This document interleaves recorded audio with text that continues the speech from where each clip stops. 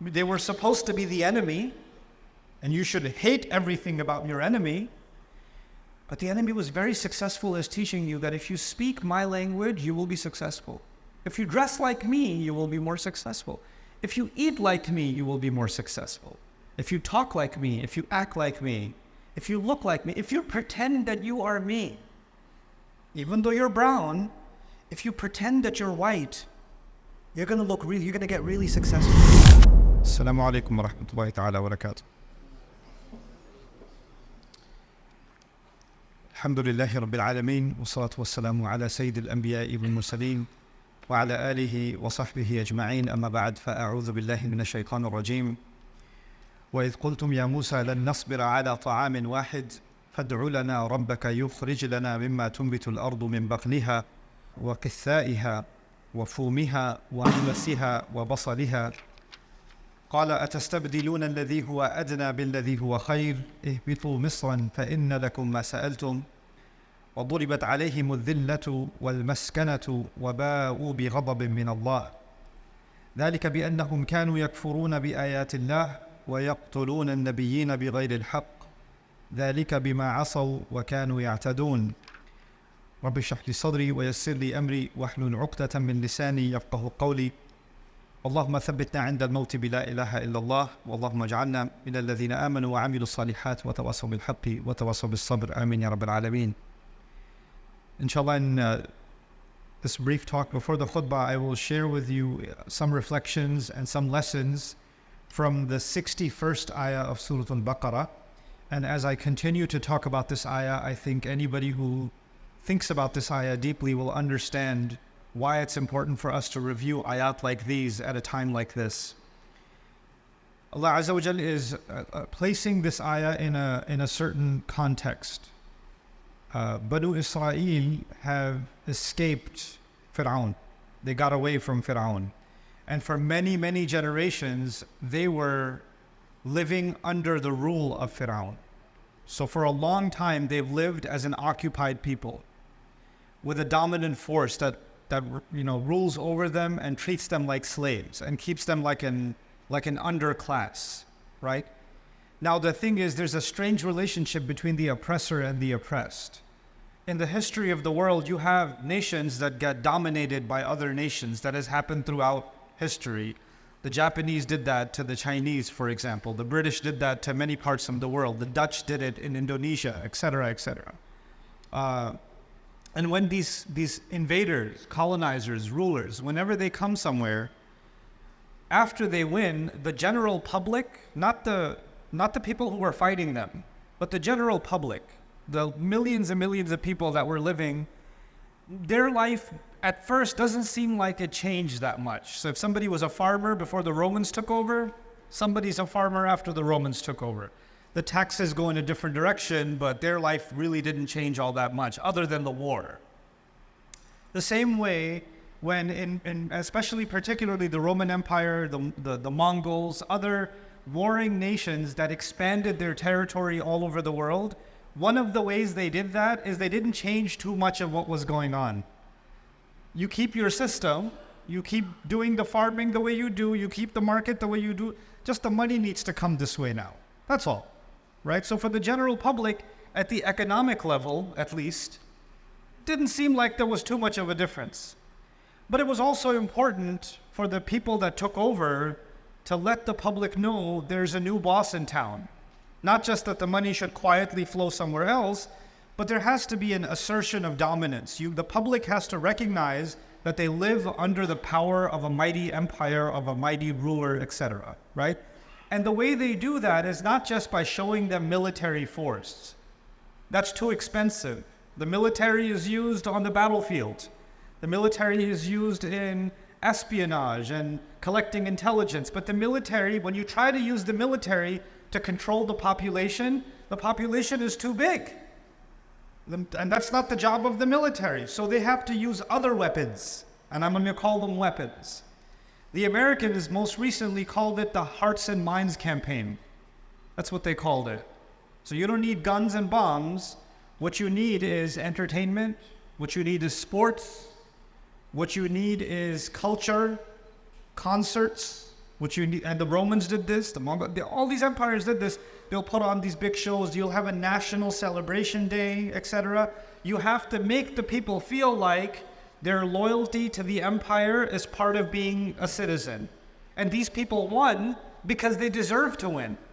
It's a good thing they won. If they didn't win, we would never have advanced as an empire. So you start, even though they don't see you as one of them, they want you to see them as family. They'll never look at you as family, but they want you to see them as family. And so they will do this by, the flags and the parades and shows and songs and, propaganda machinery, basically. They'll create that. And they created that even in the time of Pharaoh. In fact, if you study the history of the pharaohs, this is important because the Quran brings up Pharaoh quite a bit, right? Pharaoh, if you know anything about the ancient Egyptian empire, they built a lot of very strange but very daunting, powerful monuments like the Sphinx and the pyramids and the obelisks and all these strange architectural structures that even now people go on tourist sites and they visit these places. And a lot of these places were built so if there were people traveling by sea and they would pass by or river, they could see on the banks of the river, oh, these people, you don't want to mess with these people, look at what they built. It was a means of intimidation, right? And this is actually, in the Quran, Allah Azza wa Jalla describes even previous nations like the nation of Hud alayhi salam. They used to do this too, to carve idols and carve massive monuments for no other purpose but to create an image, an impression, right? And so it's a symbol of something. When the United States, the rebels in the United States were fighting the British Empire, the French wanted to, because the French hate the British, so just to stick it to the English some more, they sent them the, Lady Liberty, a symbol of the union between France and America. And what does Lady Liberty represent? Freedom. Freedom of speech, freedom of religion, freedom of expression, freedom of to be human as you wish to be, except in France that celebrates that freedom. You can't wear a hijab and get a job. You can't have a name Muhammad and get, put your resume in, you're not going to get a call back. The same guy, Algerian guy, light-haired, light-skinned, his name is Abdul Karim, he applies for a job, can't get it, changes his name, Jacques, Francois, and he sends it in and he gets a call right away. Freedom. But it's just a symbol. It's supposed to show people this is what we represent. This is what we celebrate, right? So it's done by means of a flag and all these other things. Now what happens to most of the public? Most of the public, what these empires did is they controlled the way these people think about the world. They wanted your worldview, if you lived in that time, they wanted your worldview to be shaped by them. They want you to see the world the way they want you to see it. And that was one of their most powerful weapons. The Israelites were slaves to the empire. They were slaves to Egypt. And Musa alayhi salam helped them break away from that slavery, and now they were free. They were in Sinai, they were in the desert. The military has drowned. The Egyptian army is gone. Now they're free. But they're not free. Because the real occupation was not the military occupation. The real occupation was the psychological occupation. They escaped physically, but they didn't escape mentally. They didn't escape mentally. So now they're free. Now I want to give you an analogy. If somebody was in jail, falsely accused, they got thrown in jail. And after 20 years of being in jail, they got out. When they got out, now they can see the sun again, they can eat normal food again, they can make friends again, right? Will they ever want to wear the jail uniform? Oh, I'm in the mood, I miss those clothes. Are you going to do that? Are you going to say, man, the way they made that mush that they used to give us for lunch, I miss that mush, man. I don't want to eat chicken. I don't want to eat beef. I don't want to have a barbecue. I want that old pot, that dirty pot, and I want to sit in a dark place where there's rats running around because I miss that, man. That was the life. Nobody would do that. Nobody will do that. In fact, even if they saw a rat or they saw a pot that looked like the pot from the time of jail, they might get triggered. That memory might come back and they might start remembering, and they might even start crying that they remember that. The next time you see a police officer, they might have a panic inside their heart. I've lived through this. They can't even drive by the old place where they used to be in prison. It reminds them of a terrible episode in their life they would rather forget.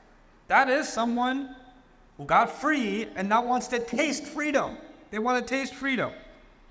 Musa alayhi salam comes with them to the desert. It's a desert. It's not a garden. You don't have a lot of food options. You don't have a lot of weather, shade options. So Allah provided the shade, as you might know. ظَلَّلْنَا عَلَيْهِمُ الْغَمَامِ. Right? And then وَأَنزَلْنَا عَلَيْهِمُ الْمَنَّ وَالسَّلْوَى. Right? So Allah sent them manna and salwa. So the food is taken care of. So what you need to survive, water, which is the 12 springs, فَانْفَجَرَتْ مِنْهُ اثْنَتَا عَشْرَةَ عَيْنًا. The 12 springs have been given. Proteins have been given. Salwa is coming, the bird is coming. You can kill the bird, you can get the flesh of that bird. Your protein intake, your fat intake is covered. A salwa is the wheat that they're going to grow. So their protein, their carbs are covered, taken care of. It's a full nutritional plan. They can survive perfectly well and be hydrated, now with freedom. And these people that were free physically were still enslaved mentally. And they come to Musa alayhi salam in ayah number 61. And they say, وَإِذْ قُلْتُمْ, Allah says, and you people said to Musa, at the time when you said, لَن نَصْبِرَ عَلَى طَعَامٍ وَاحِدٍ. We can't just keep eating one kind of food. We don't have the patience to keep eating the same food over and over again. What's for lunch? Manna and salwa. What's for dinner? Salwa and manna. Same thing over and over again. I can't do this anymore. Come on. Let's have some variety.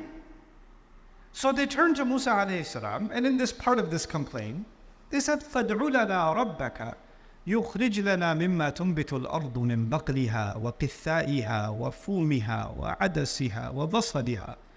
Said, why don't you go make dua to your Rabb? He should bring out some other variety of vegetables for us. Lentils, or to speak of dal, piyaz. Some tarkari should be there, some masala should be. This is bland food. Can't keep eating this stuff. Can we place a better order with Allah? That's what they're asking. Now, why is this significant? Why did Allah mention all these names of these vegetables? Interestingly, these were popular vegetables in Egypt. And they saw their masters eating this food all the time. And they probably got some leftovers themselves. So I was giving you the analogy, they miss prison food. Right? Now you got free, but your brain is still in the jail cell, and you're asking for the food you used to enjoy in the jail cell, and you're telling your prophet, yeah, this freedom is nice, but can we go back to jail food? Can we have that again? And Musa alayhi salam did something remarkable here. By the way, it's not just the food. It's not just the food. We used to live under one of the greatest, mightiest empires on earth. Every other nation in the world was scared of Pharaoh. We had Pharaoh's citizenship. We had an Egyptian passport. We had the green card. We had it all. And we gave all of that up, and now we're in the desert eating this bird and this bread. This is freedom? This is what you brought us to? We went from the number one nation in the world, and you want us to live like this.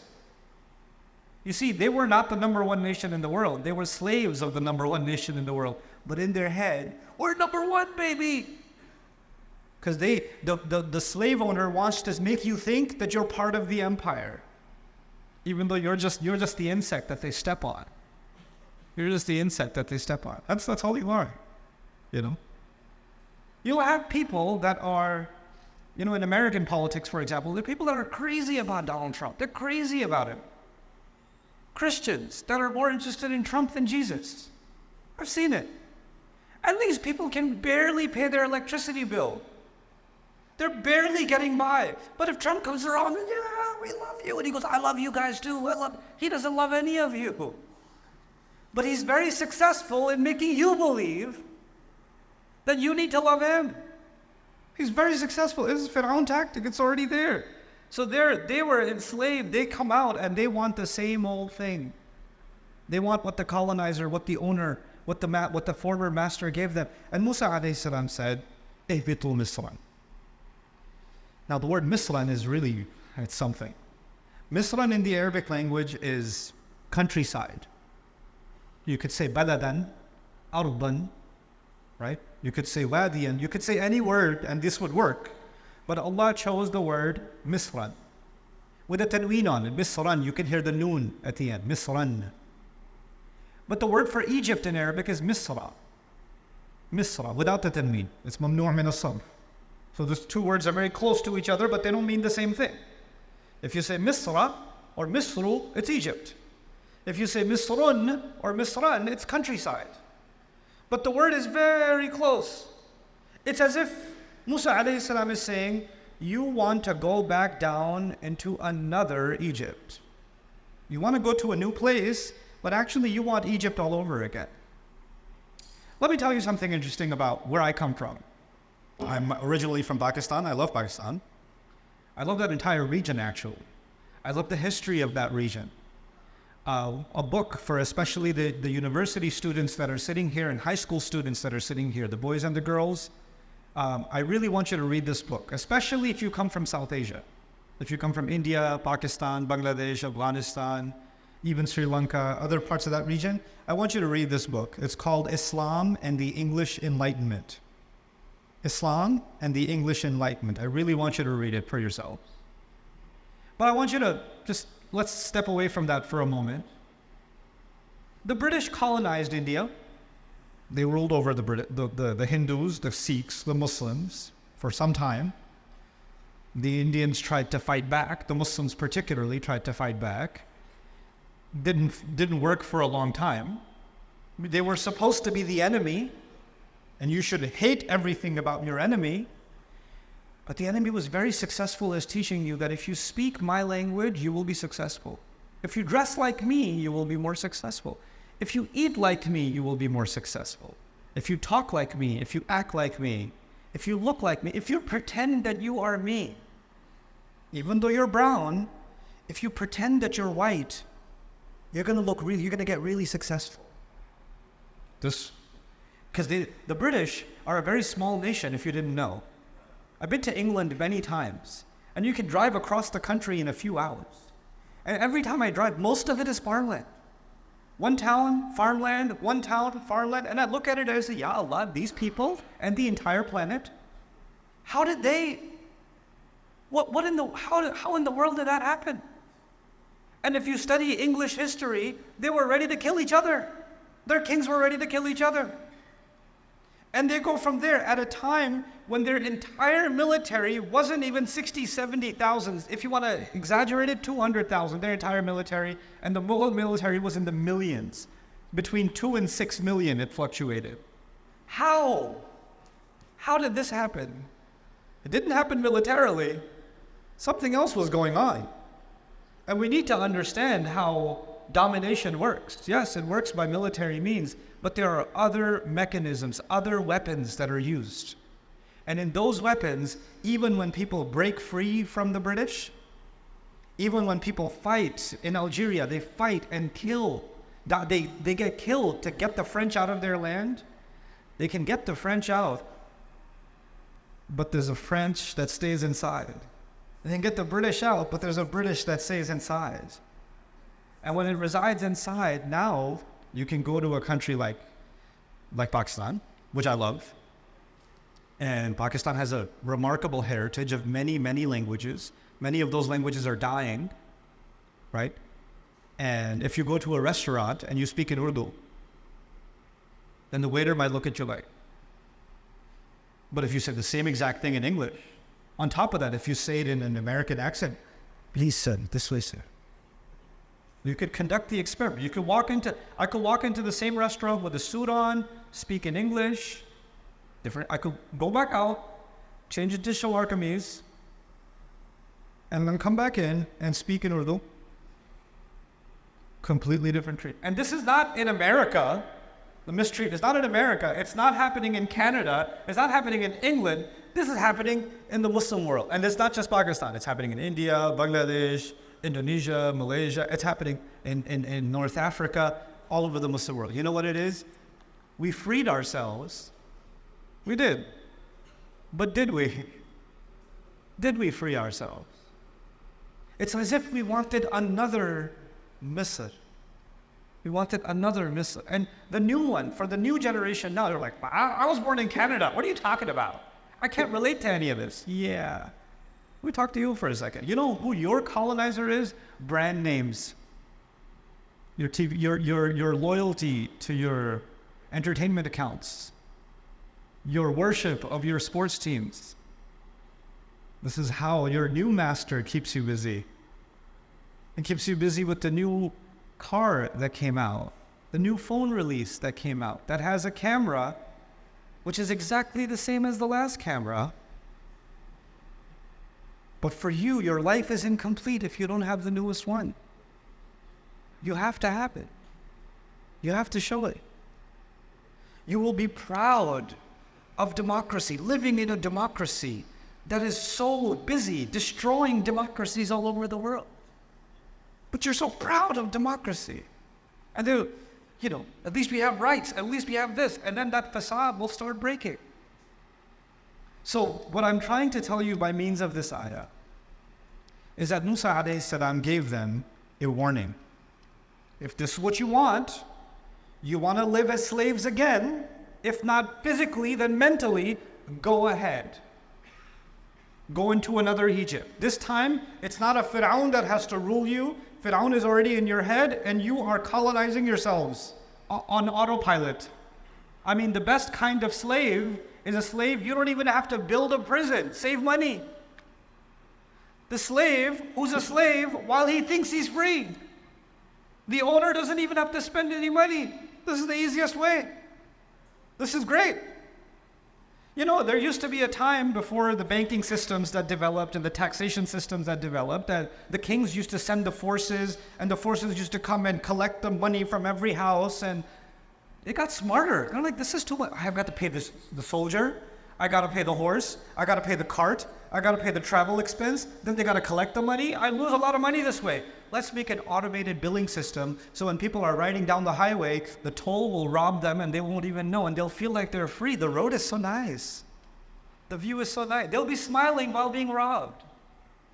They'll be smiling while they'll pay taxes on their income, then they'll pay taxes when they buy a bottle of milk. Then they'll pay taxes when they're recycling that bottle of milk. Then they'll pay taxes when they buy the car and park the car and emissions from the car. We'll just keep taking their money back and they'll be smiling. You're like, this is so great. This is a much better slavery system than even Pharaoh. Pharaoh would have been proud. Pharaoh would have said, this is a real upgrade. And if you allow this, if you don't break free from at least mentally being owned, if you don't free yourself, what is the big, and I don't want to prolong this discussion. I have 4 minutes. I'll just give you one thing. Allah says, what punishment, what is the consequence of this? It's easy. There's a law in the Quran. There's multiple laws in the Quran. You guys understand the law of gravity, right? You understand laws of physics. You understand laws of combustion. You understand laws of chemistry, right? You understand laws of physiology. If you're going to eat certain things that are poisonous to the human body, your body will be affected. There are laws that govern that. There are rules in place. Allah put rules in place. You can't stick your hand into a fire. There are rules of combustion, right? There's going to be a cause and there's going to be an effect. Just like that, in the Quran, Allah gives us another kind of cause and effect that if Allah did not teach us, we would never know. Physics you can learn. Combustion you can learn. Anatomy you can learn. But there are other laws, just like those laws, with a cause and effect, that you cannot learn unless Allah teaches. وَيُعَلِّمُكُمْ مَا لَمْ تَكُونُوا تَعْلَمُونَ. He teaches you what you couldn't know yourself. Allah says, وَضُرِبَتْ عَلَيْهِمْ الذِّلَّةِ. الذِّلَّة was slapped on them, was struck on them. So I want you to understand this word, dhillah. That's all. There's more, but if you understand dhillah, kafa. بالنسبة لكفى. So Allah says these people that wanted to be mentally colonized, they were struck with dhillah. So what in the world is dhillah? It comes from the Arabic word mudallal, tariqun mudallal. When a road, people step on it a lot and it becomes smooth. Like if you live in some place where there's not a lot of pavements and things like that, there's grass and weeds and things, and people walk and walk and walk, and between the weeds there's a path that becomes smooth. And there's nothing growing on it because people step on it so much, right? That would be tariqun mudallal, sahal yani. So it becomes stepped on so much, it becomes smooth. Ha'itun dhalil. They use it for a wall. Somebody built a wall to keep their neighbor out.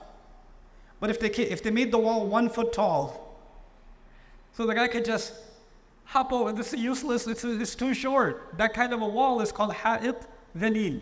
It's too low.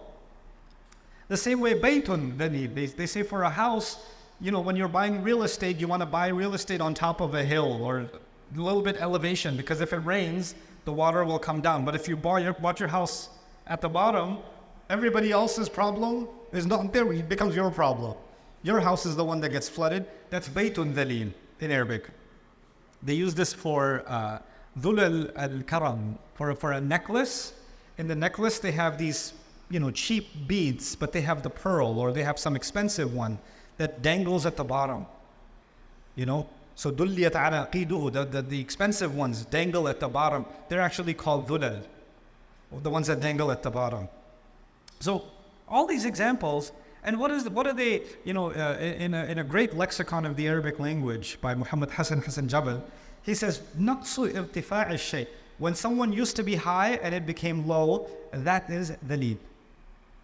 Someone used to be strong, they became weak, that's dhalil. And in the social sense, someone used to have self-respect, and now they enjoy people stepping on them and keeping them low. That's dhalil. So what happened to Muslim cultures? Where if you pretend, there are cultures today, and I know I've visited them, I've had those conversations, Muslim cultures, where if a woman is wearing hijab, she's considered a villager, uneducated, and backwards. And the moment they act more, they want to act more American and more Western than Westerners. They don't even act that Western.